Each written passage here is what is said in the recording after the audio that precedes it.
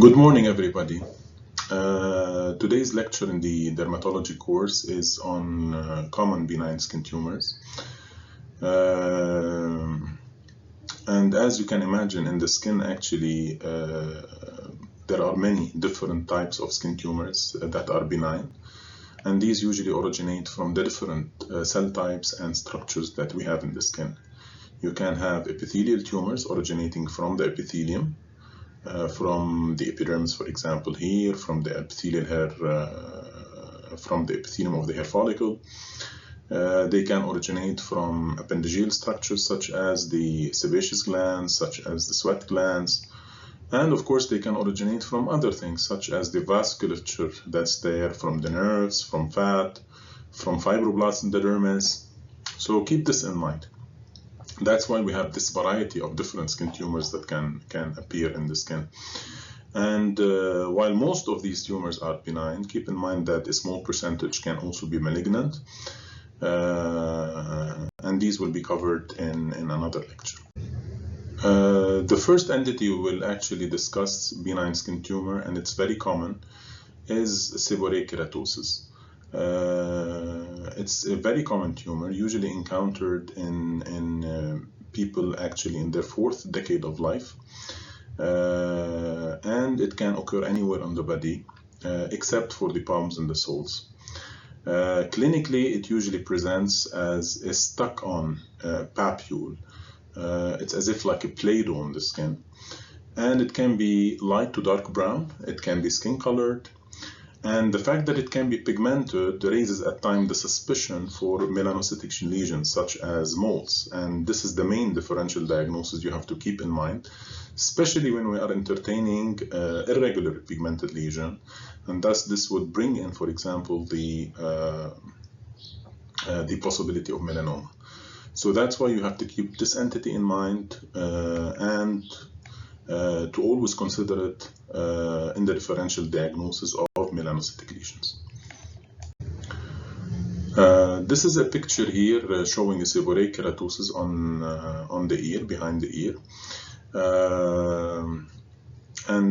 Again, you can see it as a darkly pigmented brown lesion.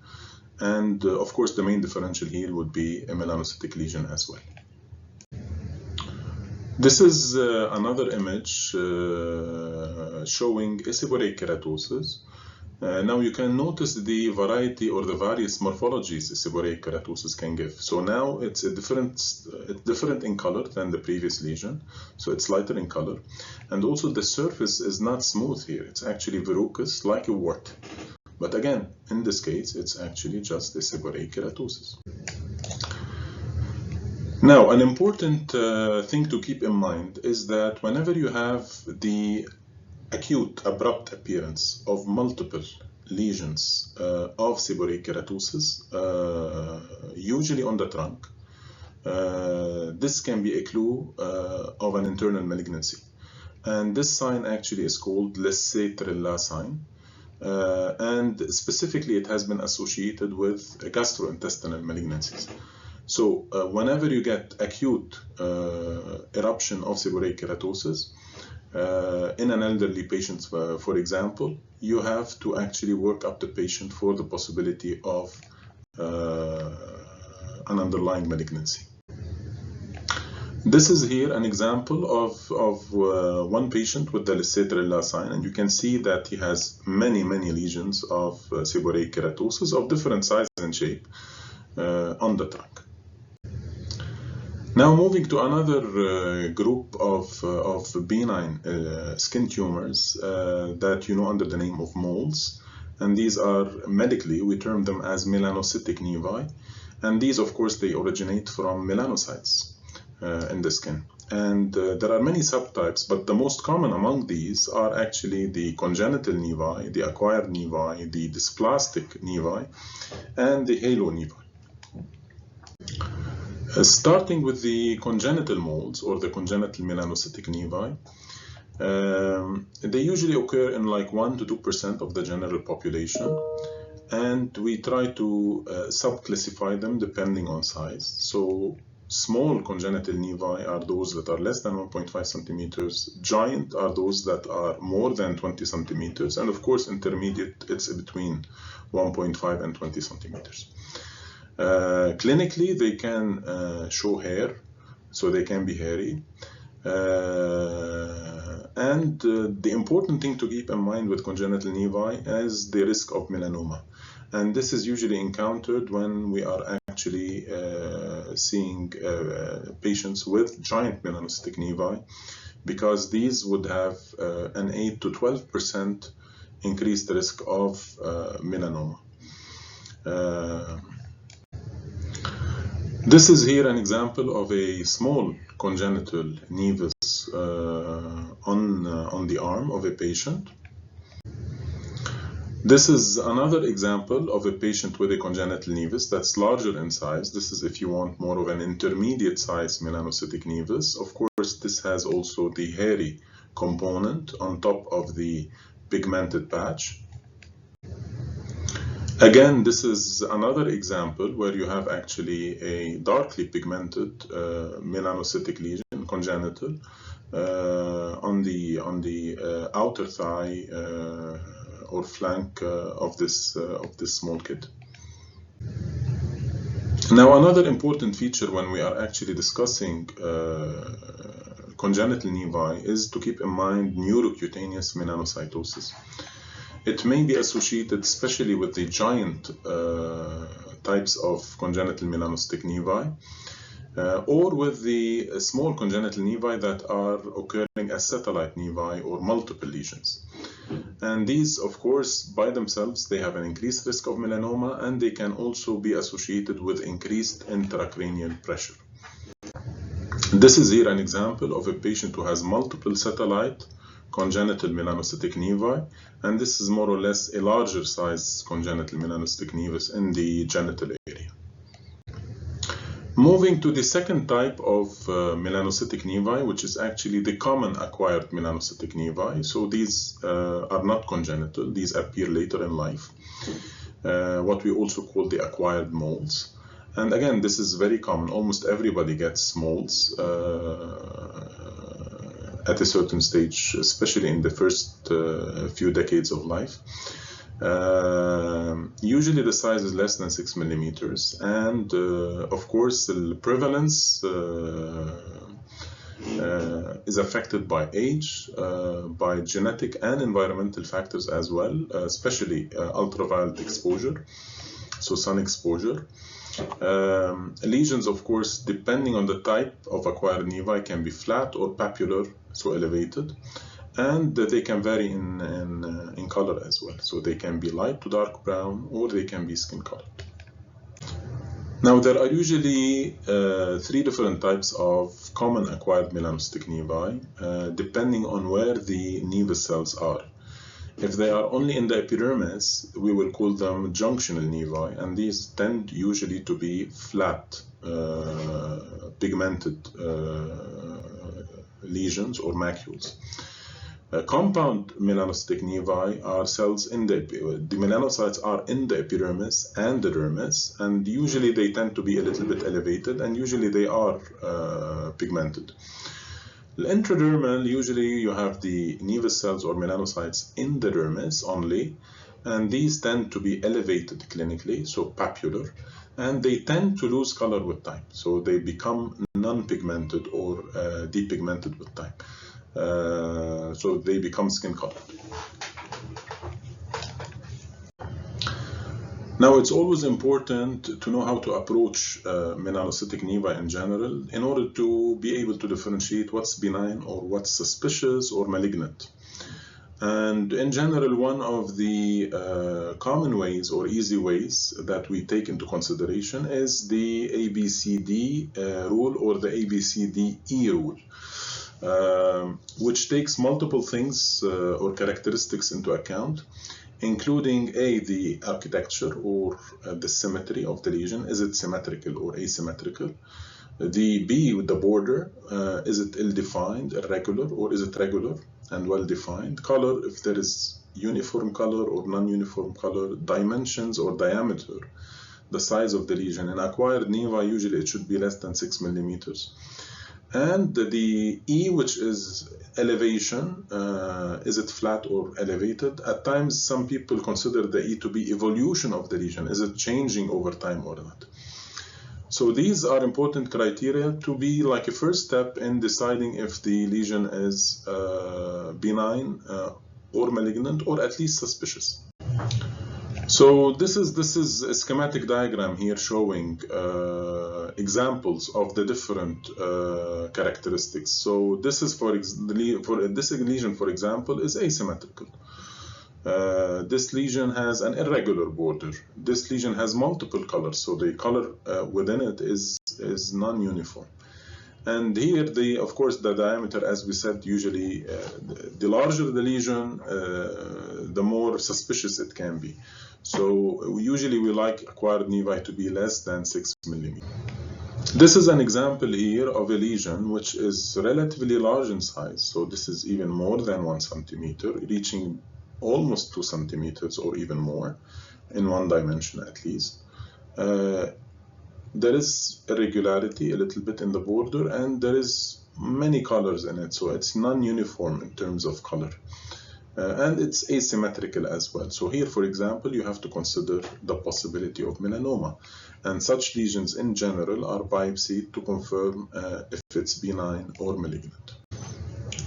Now, of course, we tend to keep an eye on moles in general because they have a tendency to develop melanoma.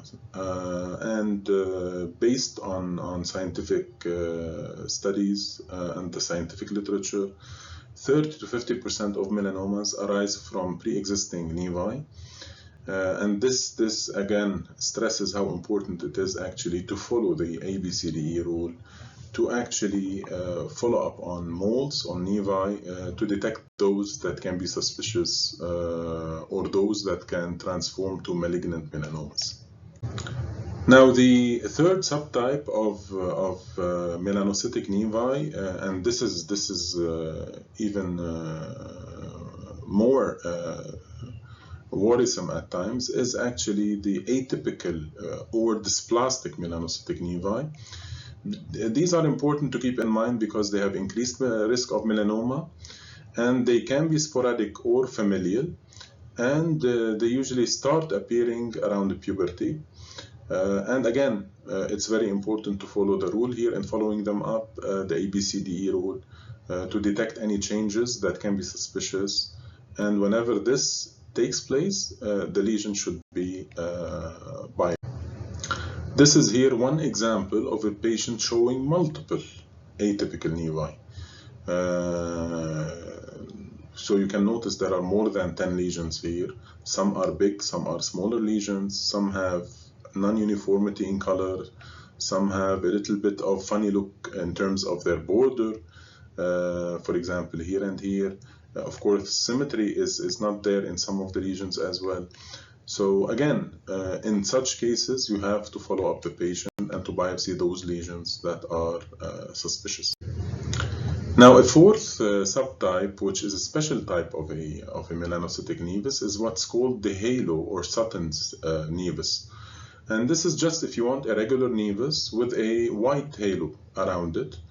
And briefly, this white halo is actually secondary to a host immunologic response against the nevus. So originally there may not be a halo, but the halo develops over time. And it's mostly seen in people who are aged, who are below the age of 20, so usually young adults, if you want, or children, mostly on the trunk.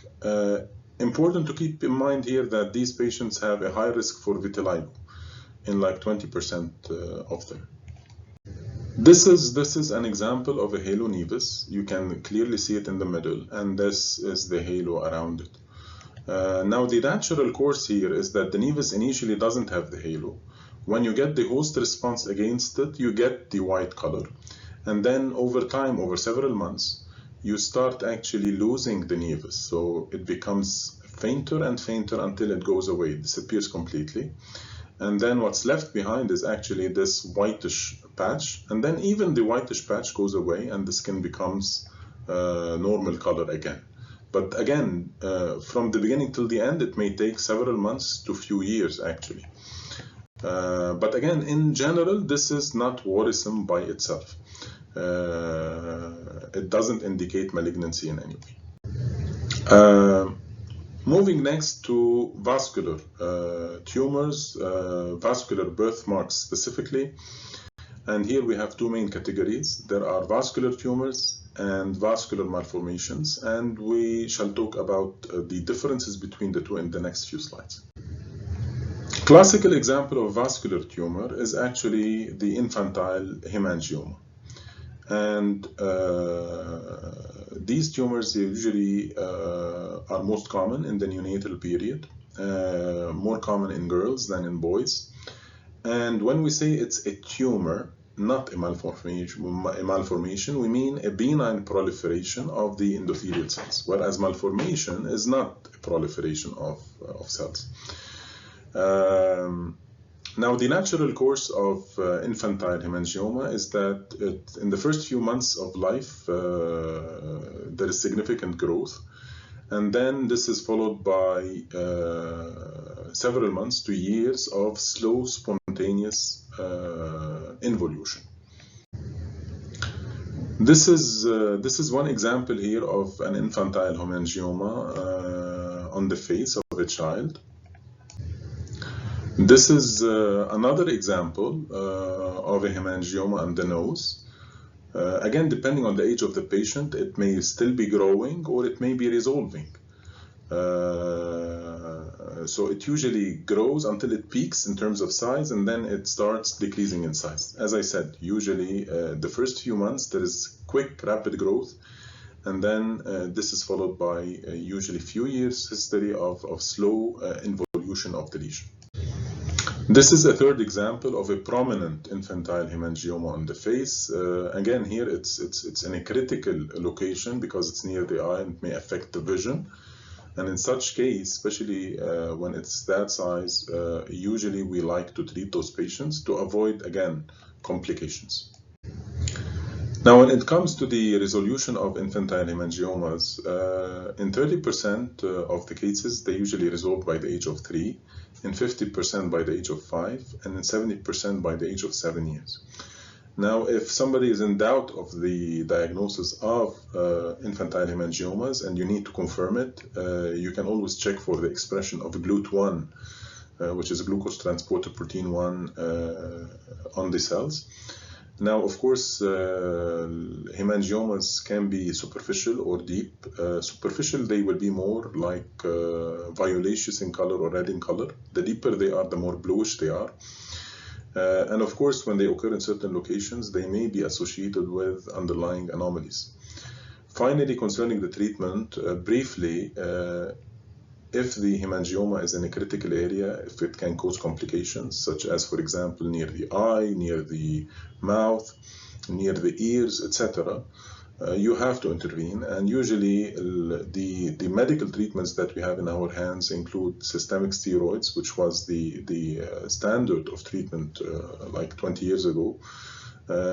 More recently, we can use systemic beta blockers to actually control the growth of these lesions and to help in their resolution. Now, the counterpart of vascular tumors are the vascular malformations. And these are actually errors in vascular morphogenesis. They commonly appear in the neonatal period. And unlike infantile hemangiomas, for example, they do not proliferate in the first year of life, and they do not resolve spontaneously. So they are persistent lesions. And many patients tend to actually look for treatments at one stage or another, especially, again, if they are actually in a critical area or in an exposed area. Now, vascular malformation are characterized by the type of vessels, by the predominant type of vessel that's involved. And this will, of course, affect their flow properties. So the slow flow malformations, for example, are those that are made up predominantly of capillaries, such as the port wine stain, or of veins or lymphatics, such as lymphangiomas. Whereas the fast flow malformations are those that have arteries, so such as the arteriovenous shunting. This is here one example of a port wine stain affecting almost half the face on the right side. And it's important always to keep in mind that vascular malformation can be one manifestation of syndromes. Classical two examples are the Sturge-Weber syndrome and Klippel-Trenaunay syndrome. Sturge-Weber, of course, usually you have facial port wine stains, usually in the V1 distribution, and this can be associated with ocular and leptomeningeal anomalies. Whereas Klippel-Trenaunay syndrome, the port wine stain, the capillary venous malformation, or the capillary lymphatic venous malformation is usually on the limb, and it can be associated with overgrowth of the affected extremity with, of course, potential associations as well. Here are two classical examples of Sturge-Weber syndrome with port wine stain on the face. In this child on the left side, in this adult patient on the right side. Now notice with time, port wine stains can become more elevated and more violaceous in color. And these couple of pictures here are examples of Klippel-Trenaunay syndrome with the malformation affecting one of the extremities, of the lower extremities, and of course causing hypertrophy of the lower extremity. And here you see it on the left side, here you see it on the right side. One more vascular lesion that's also good to know about is what's called the pyogenic granuloma. Now this is a misnomer because it's not pyogenic, so it's not caused by a microbe, and it's not granulomatous, so not a granuloma because it doesn't show granulomas in histology, like in sarcoidosis, for example. However, for some reason, this term was coined initially, and it stayed around. It usually presents as a solitary red papule that grows rapidly, and because of this rapid growth, it's usually friable and bleeds easily. Commonly, it's reactive to trauma, so usually you get trauma, and then as a reaction to trauma, you get the pyogenic granuloma. Most commonly seen in children and young adults. Again, usually this is regarded to be reactive, benign in nature. We tend usually to deal with it either through a simple surgical procedure or with electrocautery. Another common vascular lesion that we encounter is what's called the cherry angioma. Usually this is a very small, few millimeter, bright red papule that's seen in adults, mostly on the trunk and the proximal extremities. And it is considered to be the most common acquired cutaneous vascular proliferation. Probably every one of us at one stage in his or her life will get one of those lesions, one or more of them.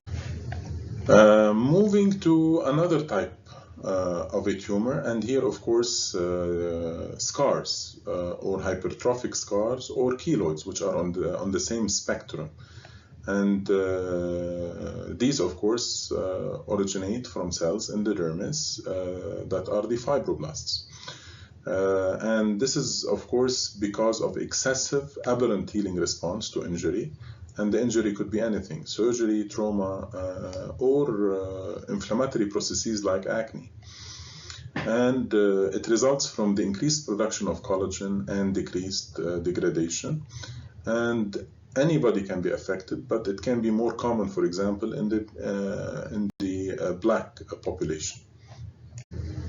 Here are a couple of examples actually of keloids. This is on the ear, probably from piercing, and this is on the shoulder of a patient. A big keloid with smaller ones as well. And many of these at times can only be secondary, for example, to acne, resolving acne. We see it in some patients. Now, of course, genetics play a role here in getting this type of lesions. Now, the most common sites to see hypertrophic scars and keloids are areas with increased tension.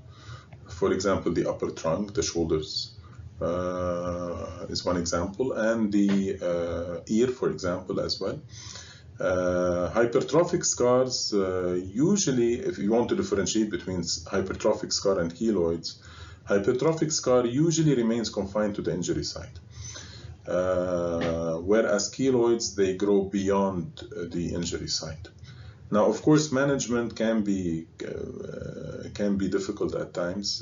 We usually tend to inject these lesions with intralesional corticosteroid injections. At times, silicone sheets can be used as well. However, we try to avoid surgery as much as possible because the newer surgery even can actually induce more keloids and more scarring. Moving to another benign entity that we can see in the skin is a cyst. Now, of course, there are many different types of cysts that we see in the skin. And one of the most common among them that we are going to discuss today is actually the keratin cyst. And usually the keratin cysts, and here you can see actually that these cysts usually originate from the hair follicle, from the upper part of the hair follicle. And they have their lining, and they have a content that's made up mainly of the keratin that's produced by the epithelium. Now, this is a histological picture showing the same thing, showing the cyst in the dermis with keratin in the middle and epithelial lining around it. Now, of course, they are considered to be slowly growing tumors or cysts that can be in the dermis or in the subcutaneous tissue. Generally, they are like around 1 centimeter, a little bit less or a little bit more, depending on the duration of the lesion. They can occur on the head and neck or the trunk. And as we said, they have a wall, so a lining, and the cavity or the lumen, which contains usually the keratin material. And they usually arise from the hair follicle. Now, while most of the cases are sporadic, keep in mind that at times numerous keratin cysts can occur in the setting of some syndromes, and the classical example is Gardner's syndrome. And here we have 3 different examples of keratin cysts. Here for you have a cyst on the scalp, and this is what's called a pilar keratin cyst. This is on the face, an epidermal inclusion cyst. And this is a cyst on the scrotum, actually, and these tend to get calcified with time. And they become very hard, actually. And again, here there is at times a tendency in some patients, like a personal predisposition, a genetic predisposition to get this type of lesions. But again, nothing worrisome by themselves. Next entity that's very common, and most probably most of us have, is actually skin tag, or what's also called as fibroepithelial polyp. Usually we get those lesions in the flexures or the folds, such as the neck, axilla, and eyelids, and usually presents as skin-colored 1 to 3 millimeter papules, although less commonly they can be pigmented. Now, predisposing factors include overweight and pregnancy. This is one example here of a patient who has multiple lesions. Some of them are a little bit pigmented, so not only skin colored. The last entity to be discussed, which is also common, and we see it on the extremity, usually in adult women, especially the legs, is what's called a dermatofibroma, usually presenting as 0.5 to 1 centimeter in size. It can be red, brown, or at times even skin-colored nodule that's firm. And this lesion tend to be of fibrohistiocytic origin, and usually secondary to injury, which can be from a bite or from hair epilation. We usually, one clue towards the diagnosis is what we call the dimple sign. When we actually grasp the lesion between two digits, a depression occurs in the center because of the adherence of the overlying skin to the lesion in the dermis.